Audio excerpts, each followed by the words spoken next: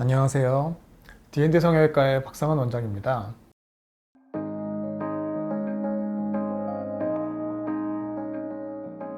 오늘은 전체적으로 콧대가 굉장히 낮고 그러면서도 코끝은 이제 퍼져 있는, 복코가 꽤 있는 그런 환자분의 경우에 어떻게 수술을 하는지 그런 거를 케이스에 따라서 사진을 보면서 설명을 좀 드리겠습니다. 이 환자분은 기본적으로 콧대나 이런 것들이 전체적으로 너무 낮다. 그리고 코가 약간 들창코 느낌이 좀 있다. 그러면서 코끝이 너무 좀 퍼져 있는 느낌이 든다. 그래서 선명한 느낌이라는 것들이 많이 떨어진다. 보형물은 써도 되고 안 썼으면 더 좋기는 하겠지만 보형물을 쓰는 게 자기가 생각하기에는 더 맞을 것 같다 라고 해서 오신 분이었어요. 그 전에 필러랑 하이코라는 거를 2년 전에 몇 번 하신 적이 있는 분입니다. 그래서 수술하기 전에 이제 콧대나 이런 부분에 있던 필러를 다 녹였고요. 수술을 할 때 비주 사이에 있는 하이코 흉조직이라든지 아니면 콧대 부분에 있는 것들은 일부 조금 제거를 하면서 수술을 같이 했던 분입니다.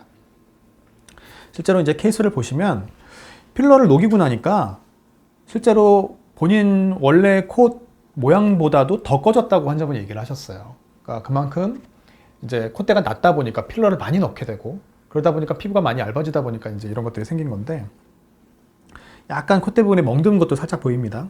어쨌든 요거는 이제 필러를 녹이는 주사를 맞고 이제 수술 당일날 오신 거고요. 옆에서 봤을 때 요런 느낌의 코고요.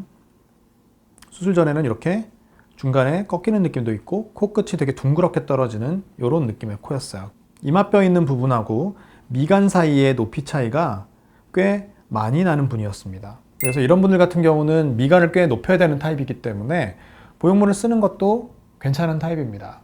그래서 이분은 이제 보형물을 쓰기로 하셨고 안에 연골 구조나 이런 것들이 그렇게 튼튼한 타입은 아니셨기 때문에 귀연골을 써서 수술을 하기로 했어요.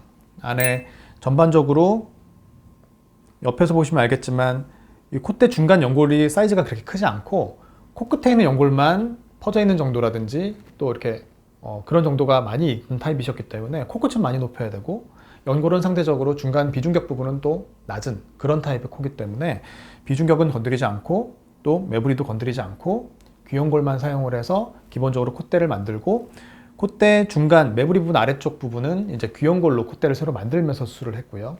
그 위쪽에 미간 부분에서부터 시작해서 코끝으로 갈수록 얇아지는 타입의 보형물을 사용을 해서 옆모습이 훨씬 더 입체적이고 라인이나 이런 것들이 너무 이뻐졌어요. 이분 같은 경우는 일단 비중격이 손상도 없고 자연스럽게 귀연골만 가지고 수술을 했기 때문에 나중에 비중격 손상이라든지 코가 콧대가 주저앉는다든지 이런 부분에 있어서도 훨씬 더 좀 걱정을 덜 하실 수 있을 거고 다만 보형물이 좀 들어가 있기는 하죠. 그래서 혹시 나중에 이제 잘 지내시면 상관이 없지만 혹시 염증이 생긴다거나 이럴 때는 보형물을 빨리 제거하시긴 하셔야겠지만 안쪽 부분에 코의 구조에서는 손상되는 게 없기 때문에 그렇게 굉장히 안전하게 수술을 하신 분입니다. 그래서 복코 같은 느낌도 퍼져 있는 연골을 이렇게 너무 연골 묶기라는 방법만 하게 되면 특히 연골이 코끝에 있는 연골이 작은 사람들 같은 경우는 찝히는 느낌이나 또 분필코 같은 느낌들을 만들 수가 있기 때문에 그렇지 않게 처음부터 찝히는 느낌이 생기지 않게 하는 그런 수술을 같이 하면서 한꺼번에 진행을 하신 겁니다. 그래서 이렇게 하게 되면 자연스럽게 볼륨감이나 이런 것도 같이 좋아지면서 훨씬 더 이쁜 코를 만들 수가 있죠.